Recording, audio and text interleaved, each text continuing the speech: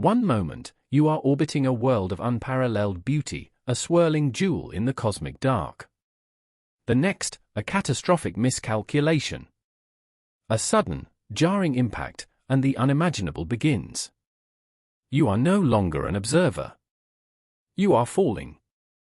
An uncontrolled descent into the heart of Saturn. The golden rings, once a distant spectacle, now rush past in a terrifying blur. No air to scream, just the sickening lurch of acceleration as the planet's immense gravity seizes you, pulling you deeper, faster, into the unknown. This is the beginning of the end. The first layer is the Exosphere, a thin veil where gas molecules are so spread out, space and atmosphere merge. Here, sunlight is a searing blade, radiation a silent killer. Your suit, your only shield, begins its valiant but ultimately futile struggle. Particles of ice from the rings might pepper your visor, microscopic bullets at hypervelocity. The vacuum of space gives way to an atmosphere so diffuse, it barely registers, yet the pull is undeniable. You are crossing the threshold, leaving the sanctuary of vacuum for something far more hostile. Deeper now, into the thermosphere. The sparse hydrogen molecules are excited by solar wind, painting the poles with ethereal auroras. But for you, there's no beauty, only an intensifying chill. Temperatures plummet rapidly as you descend, the radiant heat of the exosphere quickly lost. Your suit systems strain. Outside, it's already hundreds of degrees below zero, though the thin gas can't efficiently transfer that cold. The increasing density starts to offer a whisper of resistance, a faint drag against your accelerating fall. As you descend further, the sparse gas begins to coalesce. The air, initially negligible, now feels like a faint breeze, then a current, then an insistent push. This is where pressure begins its relentless assault. With every kilometer, more mass of hydrogen and helium piles above you, pressing down. Your ears pop, then ache. The sensation isn't sudden, but a gradual, inexorable squeeze. It's like being plunged to the deepest parts of Earth's ocean, but in a vast ocean of gas, endless and unforgiving. You break through the clear, upper hydrogen layer into Saturn's first major cloud deck, Ammonia ice. A swirling, blinding whiteout envelops you. These clouds are not fluffy like Earth's, they are colossal structures, miles thick, turbulent and violent. Lightning, more powerful than anything on Earth, flashes around you, momentarily illuminating the chaotic storm. The ammonia crystals, sharp as glass shards, lash against your visor. Visibility drops to zero, a true sensory deprivation save for the growing roar of the storm. Your freefall isn't truly free anymore. The atmospheric density is now considerable, and friction begins to burn. Your descent slows, but the cost is immense. The outer layers of your suit, designed for the vacuum of space, begin to superheat, then peel away. Patches of insulation rupture, exposing internal components to the extreme cold and corrosive gases. The sensation shifts from falling to being dragged, battered by winds of hundreds of miles per hour, your body a tiny, insignificant pebble caught in a colossal grinder. Below the ammonia ice lies the next layer, ammonium hydrosulfide clouds. This is a realm of perpetual twilight, choked with a noxious, yellow-brown smog. The air is thick, like sludge. The corrosive chemicals, now in higher concentration, begin to aggressively attack any exposed material. Your suit's integrity is compromised, its advanced polymers groaning under the strain. The cold persists, a deep, penetrating chill that bypasses weakened defenses. You're entering a realm hostile to all known life. Deeper still, where pressures are several times that of Earth's sea level, you encounter water-ice clouds. These aren't the gentle flakes of Earth, they are vast, swirling masses of ice, mixed with supercooled liquid water and other compounds. The cold here is profound, chilling you to the bone even through your failing suit. The air is so thick, it almost feels like water, pushing against you with incredible force. Yet, the pressure continues its relentless increase, squeezing every fiber of your being. At this depth, roughly where Earth's atmosphere ends, you pass the point of no return.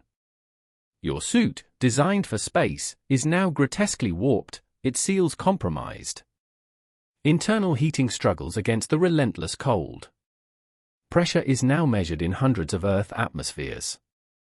Your blood, still liquid within your veins, begins to boil and freeze simultaneously in a horrifying paradox, as dissolved gases expand uncontrollably.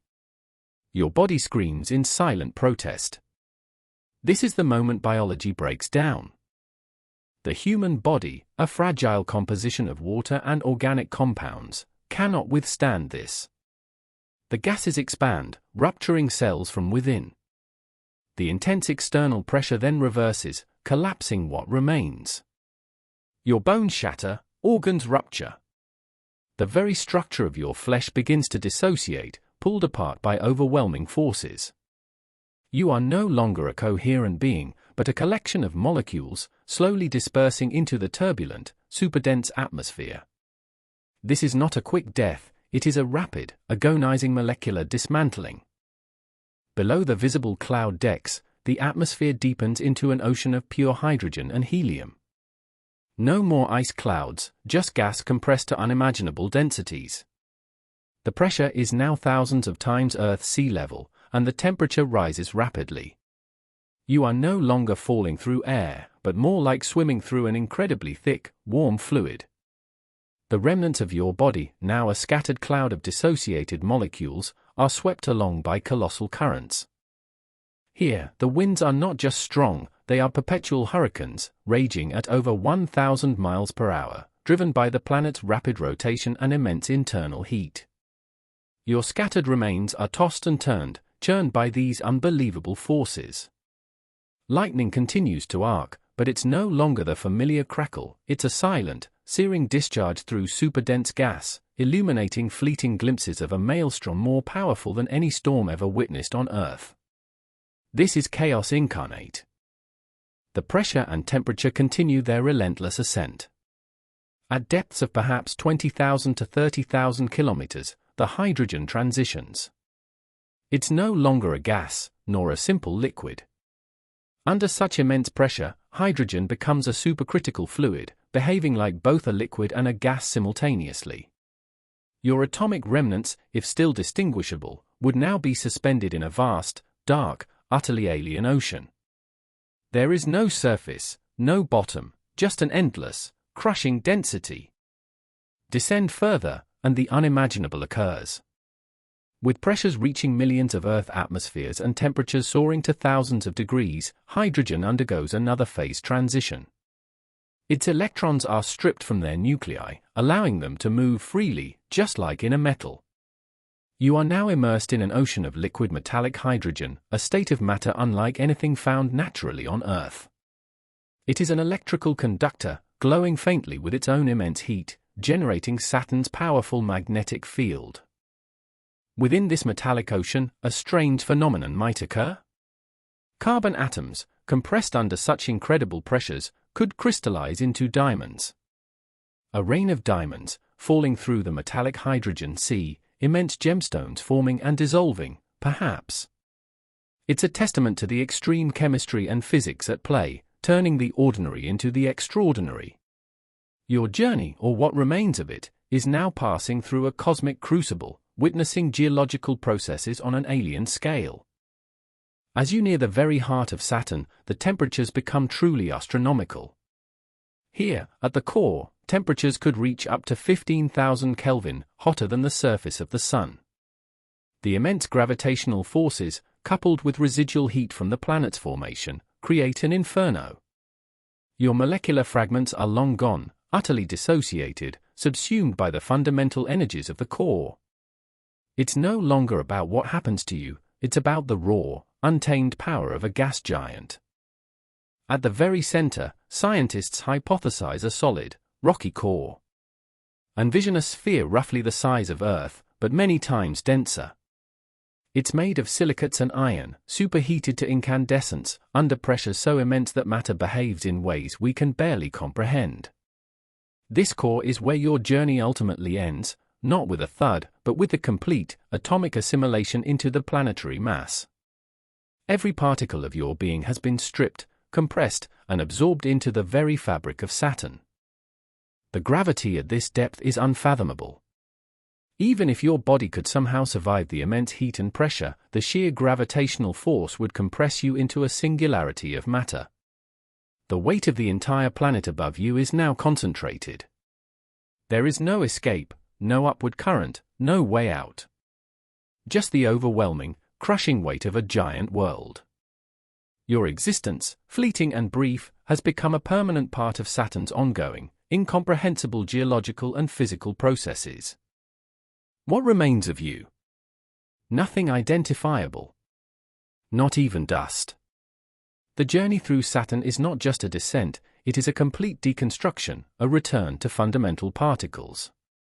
Your carbon, oxygen, hydrogen, and nitrogen atoms are now indistinguishable from the atoms of the planet itself. They become part of its storms, its metallic ocean, its rocky heart. You are erased, absorbed, yet in a strange, terrifying way, you become Saturn. An ultimate, profound, and utterly destructive assimilation.